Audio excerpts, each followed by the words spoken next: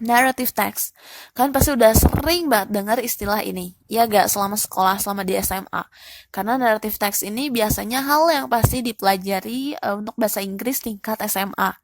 Aku mau nanya dulu nih, kira-kira kalau kamu dengar narrative text, satu kata atau apa sih yang kamu ingat di pikiran kamu ketika kamu dengar kata narrative text? Kalau aku sih pasti ingatnya Cinderella. Nah, ada apa dengan narrative and Cinderella? Langsung aja kita cari tahu tentang apa sih narrative text itu. So, what is narrative text? Nah, basically, narrative text atau teks narasi itu adalah salah satu jenis teks yang isinya itu berisi cerita imajinatif dan atau dongeng. Jadi cerita imajinatif ini yang kayak gimana? Yang fiction, yang kelihatannya nggak nyata, yang hayalan. Nah, itu adalah cerita imajinatif. Jadi yang hayalan, yang nggak terjadi di dunia nyata gitu ya. Imajinasi doang. Nah, sesuai namanya itu namanya cerita imajinatif.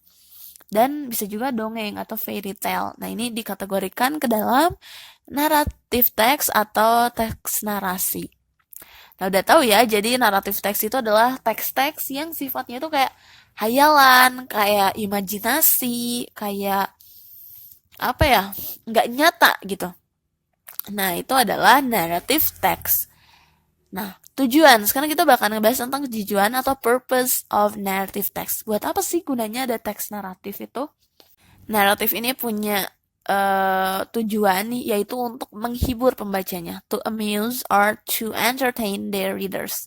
Jadi untuk menghibur pembacanya, itu kita biasanya nulis naratif atau teks narasi. Nah, itu adalah tujuan dari naratif teks. Jadi biasanya to entertain ya, untuk menghibur biasanya kebanyakan dari teks naratif itu. Nah, kita udah bahas tentang purpose, kemudian kita masuk ke generic structure atau struktur dalam teks naratif ini kayak gimana aja. Oke, kalian pasti udah familiar sama istilah-istilah, beberapa istilah yang ada di sini. Orientation, reorientation. Yap, ini bukan dejavu karena kalian udah pernah belajar ini di materi tentang recount. Recount. Jadi sebenarnya recount and narrative itu ya beda-beda tipis, kayak beda tapi mirip gitu. Nah, kayak gimana sih bedanya dan apa aja miripnya? Nanti bakal aku bahas di akhir. Tapi sekarang aku mau kasih tahu dulu generic structure dari sebuah narrative text. Yang pertama itu ada orientation, yang kedua itu ada complication, yang ketiga itu ada resolution, dan yang keempat ada reorientation atau coda. Oke, kita bahas satu-satu, kita ulik satu-satu dari mulai yang orientation. Orientation. Apa sih orientation ini? Ini sama kok, masih sama kayak yang ada di recount. Jadi kalau kalian udah belajar di recount tentang orientation ya pasti tahu dong ini. Jadi orientation itu adalah sama kayak di recount, ini bagian pembukanya, openingnya. Nah, bagian pembuka dari naratif teks yang biasanya tuh isinya berupa penjelasan akan cerita itu gitu. Setting, penjelasan tempat dan waktu, dan orientation juga memperkenalkan karakter-karakter yang ada atau yang terlibat dalam cerita. Jadi orientation ini basically ya kenalan-kenalan doang lah. Jadi kayak bagian pembuka gitu. Bagian pembuka ya pasti ngejelasin tentang apa, siapa aja, di mana, kapan. Nah, itu biasanya ada di orientation. Oke, kita move ke bagian complication. Nah, complication ini adalah bagian yang menceritakan awal terjadinya masalah dalam cerita yang selanjutnya mengarah pada konflik. Nah, ini yang beda dari naratif. Kalau dari recount ya.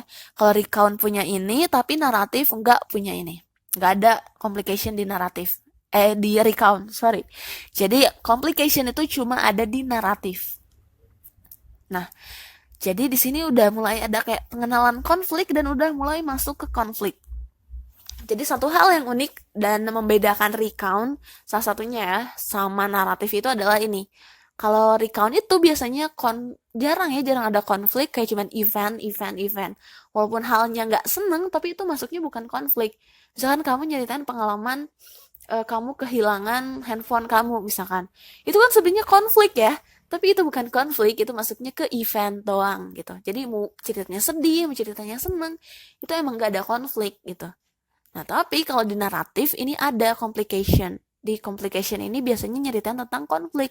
Nah, kemudian pindah setelah dari complication kita ke resolution. Nah, resolution ini adalah bagian penyelesaian cerita. Jadi, gimana sih si karakter itu menghadapi konflik tersebut? Apakah dia bisa menghadapinya atau dia gagal? Nah, apakah ceritanya berakhir happy ending or sad ending? Nah, itu adalah bagian dari resolution. Jadi, penyelesaian cerita, mau happy ending, mau sad ending, itu adalah resolution. Jadi, setelah ada konflik, nanti kan pasti ada penyelesaian cerita. Nah, dan itu tergantung dari ceritanya sendiri, apakah itu happy ending atau enggak. Nah, setelah itu kita masuk ke reorientation. Nah, kenapa aku taruh bintang di sini? Ini adalah sinyal bahwa sebenarnya ini tuh sifatnya optional. Jadi walaupun nggak ada, dan rata-rata kalau zaman sekarang naratif itu jarang ada ya, kayak coda atau reorientation ini, karena biasanya di bagian ini tuh ditulisin kayak akhir dari cerita yang biasanya tuh merupakan nilai moral atau moral value dari cerita. Karena biasanya sekarang ini udah mulai pembaca itu menginfer sendiri. Jadi setelah baca, oh moral story-nya nggak perlu ditulisin pun udah tahu gitu. Karena tersirat, nggak kayak gitulah. Jadi reorientation ini bisa masuk ke optional. Karena kalaupun nggak ada ini ya nggak apa-apa gitu. Tapi 3 elemen ini adalah hal yang penting. Orientation, complication, and resolution. Kalau di naratif kita kenalnya orientation, event, dan reorientation. Tapi kalau di sini beda. Oke, itu dia generic structures dari narrative text. Sekarang kita masuk ke language features. Ada apa aja sih language features atau fitur-fitur kebahasaan dalam narrative text? Oke, yang pertama itu ada simple past tense. Pasti ya simple past tense, sama kayak recount, sebuah narrative text juga menggunakan simple past tense karena itu menceritakan kejadian yang terjadi di masa lalu. Jadi pakai simple past tense. Kemudian pakai juga adverbial phrase untuk menyatakan tempat, untuk menyatakan waktu, untuk menyatakan keadaan, itu biasanya pakai adverbial phrase. Ada juga adjective, ada juga action verb karena banyak actionnya yang ada dalam cerita narasi itu. Dan kemudian ini tuh specific noun to signal the character. Jadi kalau misalkan descriptive text, procedure text, itu ada nggak noun-nya? Atau maksudnya si specific noun-nya ada nggak? Enggak ya biasanya. Nah kalau di sini tuh ada specific noun. Di sini adalah karakternya. Misalkan Cinderella, ya udah Cinderella itu specific noun, pasti ada gitu. Tapi kalau di deskriptif misalkan, iya sih misalkan bisa jadi si objek yang dideskripsiin. Nah, tapi kan beda gitu kalau di sini tuh untuk menandakan si karakter. Nah, kemudian ada juga time conjunction. Time conjunction ini kayak misalkan menghubungkan waktu, kayak yang udah aku bilang di prosedur, bisa kayak next, after that misalkan, dan lain-lain. Dan kemudian biasanya dalam naratif itu banyak direct speech atau kutipan-kutipan. Misalkan Cinderella said that bla bla bla kayak gitu. Nah, itu adalah direct speech. Oke, kita masuk ke example. Oh iya, sebelum kita masuk ke example, aku mau kasih lagi tambahan dikit. Bedanya recount sama naratif apa tuh? Bedanya recount dan naratif. Yang pertama itu tadi kan ya. Kalau misalkan recount, itu tuh nggak ada konfliknya. Jadi dari reorientation, event masuknya. Walaupun ceritanya sedih. Tapi kalau si naratif ini ada complication. Nah terus kalau recount ini nggak, apa ya, imaginatif gitu. Tapi kalau misalkan si naratif ini lebih imajinatif, ceritanya lebih luas, ceritanya kayak gitu. Nah, oke, kita sekarang masuk ke example atau contoh dari narrative text.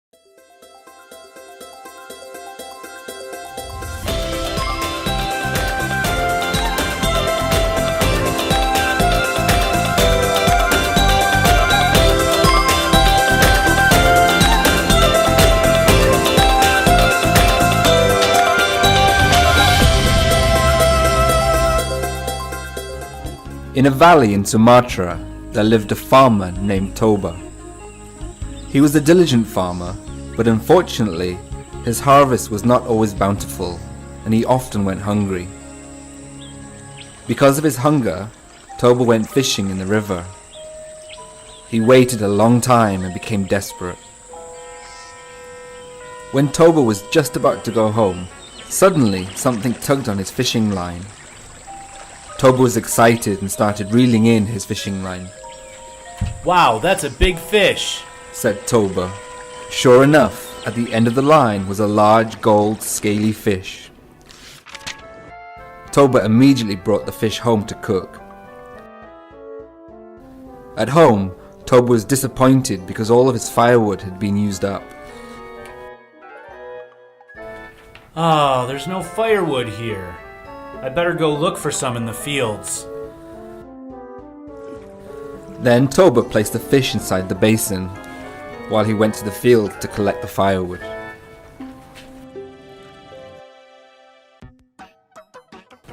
I will eat well today, said Toba while carrying the firewood behind the house. He lit the fire, but when Toba went to take the fish, he was surprised.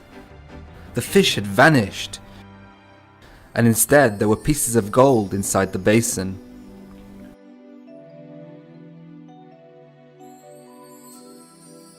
Where's my fish? And whose gold is this?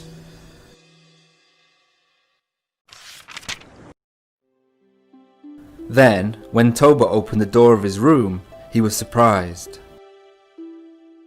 There was a tall woman combing her long hair in front of a mirror. This woman is so beautiful. Hey, who are you?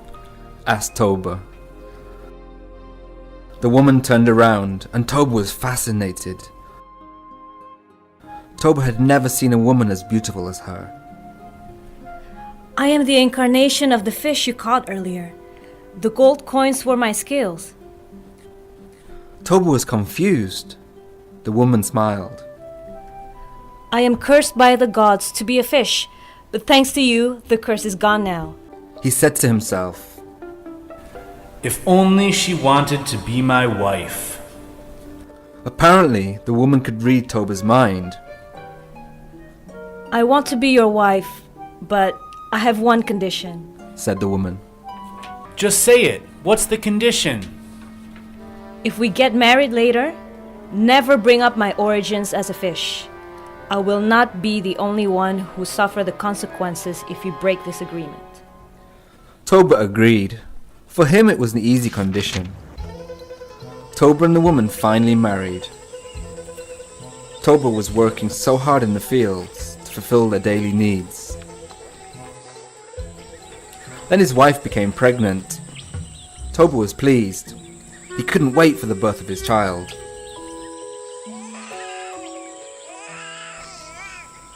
Not long after, a baby boy was born. Toba named him Samosir. Samosir grew into a naughty, lazy child. All he did was play around. Toba tried to be patient with Samosir's behavior. Whenever Toba worked in the field, Samosir didn't want to deliver the food his wife cooked for him. In the end, it was Toba's wife who delivered the food to Toba. My wife, you can't spoil Samosir forever. If he continues to be spoiled, it will be harder to control him. Toba's wife smiled and said, Be patient, my husband. One day, Samosir will change. I've been patient enough with him, my wife, but my patience also has a limit. One day, Toba's wife persuaded Samosir to take food to the fields for Toba. At first, Samosir refused, but his mother continued to convince him. Finally, Samosir agreed. All right, Mom, I will deliver this food to Father. But on his way, Samosir played with his friends instead. After playing, Samosir felt hungry. I'm starving. I will eat this food. Samosir then ate the food that was supposed to be for his father and left him only a little.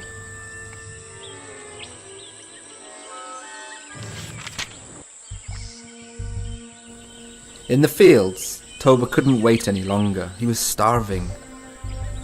Moreover, he didn't have time to have breakfast because a lot of work needed to be done that day. In the distance, Samosir came running. Where have you been, Samosir? Daddy has been waiting for you a long time. Samosir did not answer and immediately gave him the food.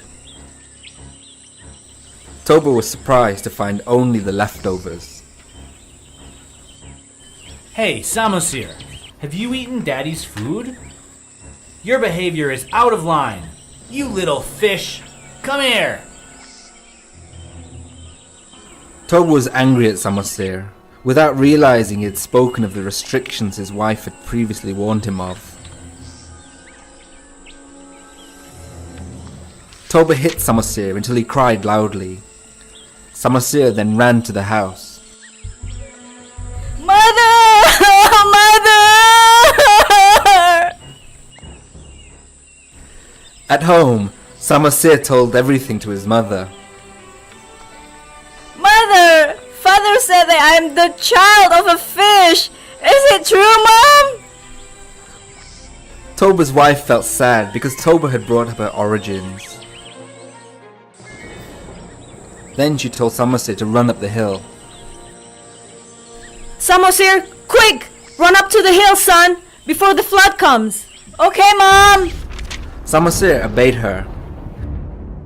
Immediately the sky was dark and lightning struck. A flood appeared from the river.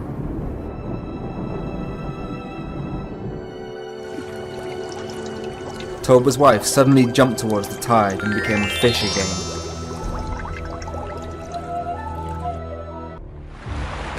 Toba, who was working in the fields, was shocked to see the flood coming towards him.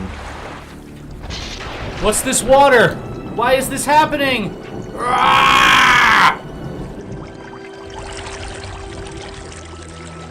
He didn't have time to escape. Toba drifted and sank into the flood. Soon the surge flooded the entire valley and left only the top of the hill in the middle where Samosir was hidden. The flood had created a lake, and Samosir became an island. That is why the lake is named Lake Toba, and the island in the middle is called Samosir.